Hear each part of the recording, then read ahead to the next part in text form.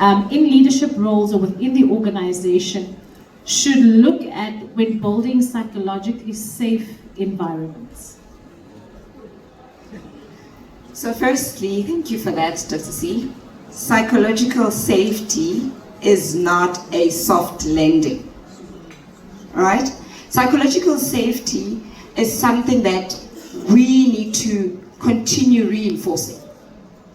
And it's when individuals in the organization feel safe to raise issues, they feel safe to speak about anything that affects them so that they can progress to the next levels. And unfortunately, that is something that has now become a cornerstone.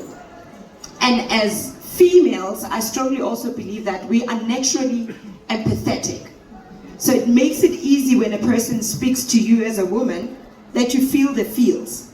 So most of the things that we are missing are that we do not want to really include the policy of psychological safety.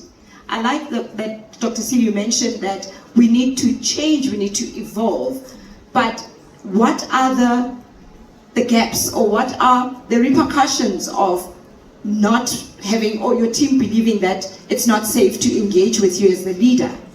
Until we can frankly, comfortably state that if a leader is found sharing information that is quite private, or sharing information that could lead to the next person being intimidated or victimized or violated for any form, there is a certain policy that guides how we go about with that leader.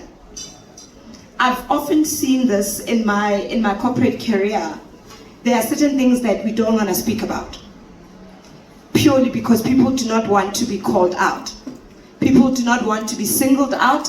People do not want to be victimized. So psychological safety is saying we want to hear exactly what's happening, and not from the surveys that we do, not from the ones of top employer surveys. Those don't really get to the meat or the crux of really what is happening in our organization. When we start understanding that psychological safety for me is actually a human right, being able to speak to my leader or somebody about something that is pertinent or that affects my life is something that makes wellness wellness. So there are just a few points that I don't want to miss, right? So as organization, we need to model courageous transparency. It starts with a leadership behavior.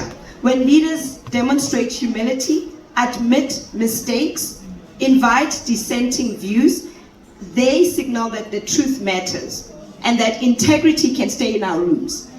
When leaders can strengthen, women leaders can strengthen this by normalizing constructive disagreement in boardrooms. And I hope you took the word constructive disagreements. It is okay to disagree on something. It is not a sin or a crime to say, I do not agree with this particular analogy that you've just shared.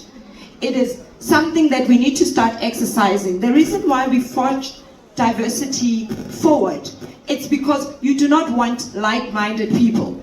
I wouldn't want the same thought capacity or people think in the same way that I do, because then it's not going to benefit us. So publicly also acknowledging when someone's challenge has improved our system.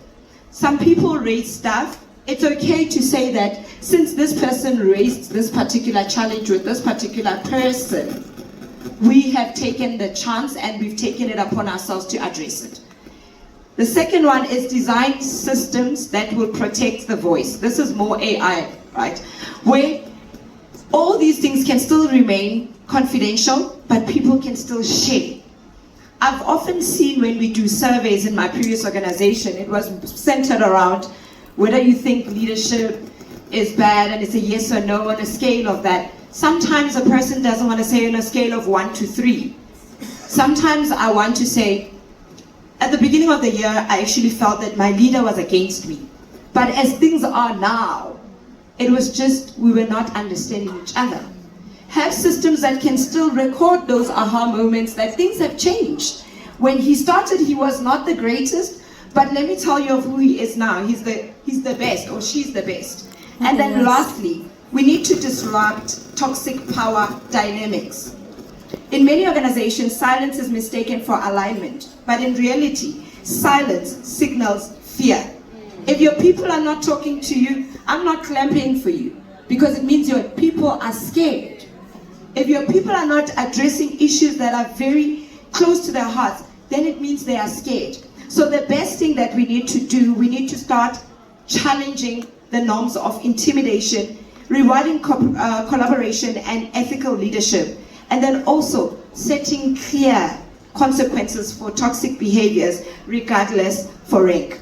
I say this, Candace, we are humans, irrespective of our gender, our race, our age, our color, our rank, our titles. Above all, we are just human beings. Thank you. Wow, that's really so inspiring. And I think the one thing that stood out for me is we must set clear consequences. Clear consequences. And that means that we need to look at the agility, even in our consequence management procedures. Some things don't need an inquiry. Some things need a suspension and a dismissal.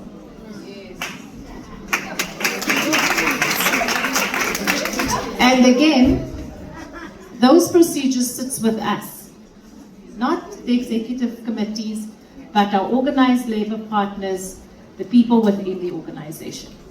We know who's violating our values. We know who is harassing our people.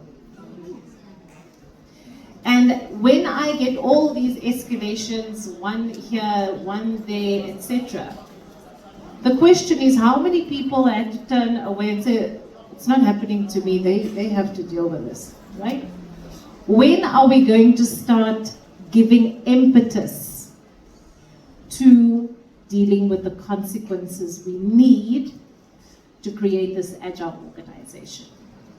On that note, before I give concluding comments, I'm going to open it up to the floor.